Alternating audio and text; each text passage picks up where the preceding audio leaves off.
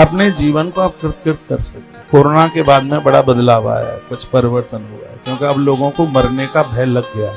पहले तो इनको ये लगता था कि अमर बूटी खा के आए, हम तो मरेंगे ही नहीं, लेकिन अब इनको पता लग गया कि आदमी नई उम्र में भी मर जाता है। ये कोरोना ने सावधान कर दिया।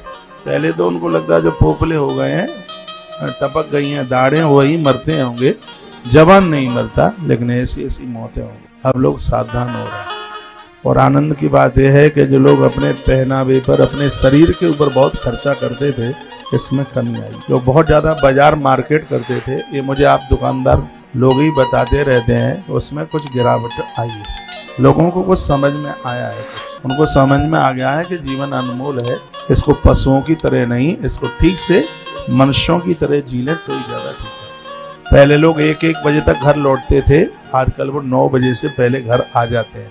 ये कोरोना के बाद में ये बदलाव हुआ है, क्योंकि कोरोना में इन्होंने घर में रह करके सत्संग बहुत कर लिया है, कथाएं बहुत सुन ली हैं, कथाओं का असर भी बहुत ज्यादा रहा है और ये बहुत बढ़िया रहा है। तो गणेशम तुलसी पत्र दुर्गा नैवच दूरवया मुनि पुष्प तथा सूर्यम लक्ष्मी कामून चार्चयेत्। जिनको धन चाहिए, ऐसा नहीं है गणेश जी पर तुलसी चढ़ा दी तो रात को बुखार आ जाएगा या माथे में दर्द होगा या सीढ़ी से पांव फिसल करके नीचे गिर जाएगा, ऐसा कहीं कुछ नहीं लिखा।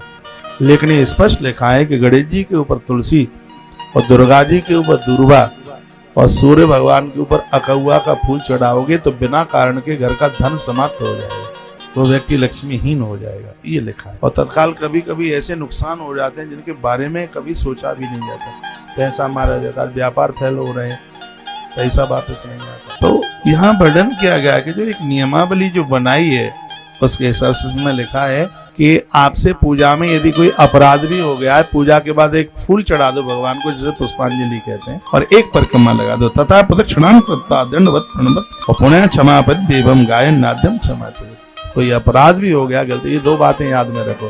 पूजा के बाद एक फूल भगवान को चढ़ा दो पुष्पांजलि के नाम का, और एक परिक्रमा करा के यदि आप पुरुष हैं तो दंडवत लंबी प्रणाम करो, यदि आप स्त्री हैं तो पंचांग प्रणाम, दोनों घुटने, दोनों कोहनी और मस्तक 5 अंग जमीन से लगा करके और देवता को आप प्रणाम कर लें, आनंद हो जाए। कल काल में मूर्ति पूजा बहुत विशेष मानी। लोग चाहें तो इस कलयुग में वो वैकुंठ का जीवन जी सकते हैं, और हम लोग जी रहे।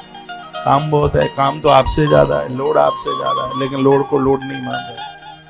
अंतर इतना सा है, आप करते हैं तो आपको ये लगता है कि हम कर रहे हैं, हम हमारे द्वारा हो रहा है। मैं कर रहा हूँ। दुकान किसकी है? मोहन लाल की है। ये मकान इतना बड़ा किसने बना? छगनू लाल ने बना दिया है। अच्छा, छगनू ने बनाया मकान। दुकान इतनी बड़ी मोहन लाल ने बनाई है।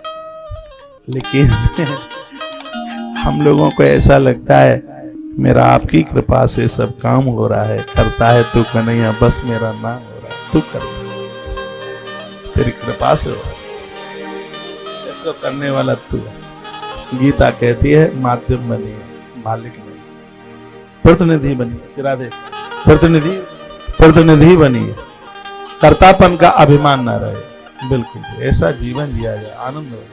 भोर में थोड़ा जल्दी जागा करो। यहाँ तो बाग बगीचे, एक पार्क बहुत बड़ा इधर पड़ता है, इधर है कि इधर है? ऐसे ही है, इधर है ये। सुबह घूमा करो, हरी घास तुम्हारे तलवे में लगे, ओस तुम्हारे तलवे में लगे। 20 साल आपको मुफ्त में मिल जाएगी जिंदगी, जीवन मिल जाएगा। वेद भगवान कहता है जो अपनी पूरी उम्र में दुनिया छोड़ के जाते हैं वो लोग अमर हो जाते हैं, देवता उनकी आरती होती है। हरवंश पुराण में लिखा है कि कलयुग का दोष होगा, या तो लोग एक्सीडेंट में मरेंगे या बीमारी में, वो लोग मुक्त हो जाते हैं। जो बिना बीमारी के लोग मौत को प्राप्त हो जाते हैं, उनके तो पिंडदान की जरूरत नहीं पड़ती, तो मुक्त हो गए उसी समय। ऐसा जीवन जिया जाए जिसमें कोई बीमारी ना हो। पर वो तब हो पाएगा जब आप स्वास्थ्य का भी ध्यान रखें और उपासना युक्त जीवन, शास्त्रीय जीवन जीने की कोशिश करें। ये शास्त्र क्यों है? हमें जीवन जीने के लिए, कोई टाइम पास करने के लिए कथाएं थोड़ी ही है। एक गुणवती की कथा आप सुन रहे थे, जिसने कार्तिक में गंगा नहा के तुलसी पूजा करके भगवान कृष्ण को पति के रूप में स्वीकार किया। फिर पति ऐसा वैसा मिल जाता है, शिकायत करेंगे, पापा ने ऐसा दे दिया, वैसा दे दिया है, जिसमें माई बाप का कोई दोष नहीं होता है, सब अपना प्रारब्ध। पूर्व के हमारे जितने कर्म होते हैं उसका रिजल्ट है ये। क्या है वर्तमान रिजल्ट? मैंने तो पढ़ा है, आपको इस दुनिया में कोई एक्स्ट्रा नहीं दे रहा है, जो आप करके आए आपको उतना ही मिल रहा है।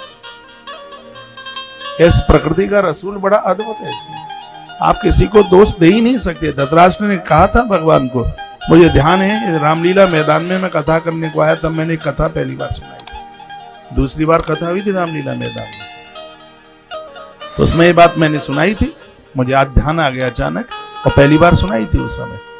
वो धृतराष्ट्र ने महाभारत में कथा थी, धृतराष्ट्र ने पूछ लिया, दुनिया मेरी बात नहीं मानती है, दुनिया मेरी बात मानती है, लेकिन ये बदमाश दुर्योधन मेरी बात नहीं मानता।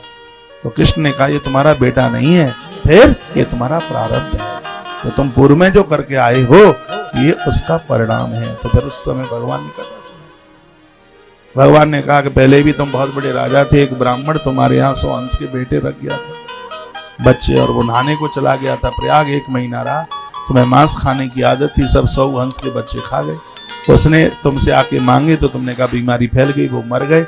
राजन, तुमने जो जीव हत्या करी, वही हंस के 100 बच्चे तुमसे अपना बैर लेने के लिए दुर्योधन दुशासन आकर के बने हैं। प्रारब्ध को कहां लेके जाओगे? बुरे काम का बुरा नतीजा, नहीं मानो तो कर देखो। आपके बच्चे बहुत अच्छे हैं तो आप कुछ अच्छा करके आए, और यदि बच्चे खुरापाती हैं, ठीक नहीं है, तो वो प्रारब्ध का कोई बदला लिया जा रहा है।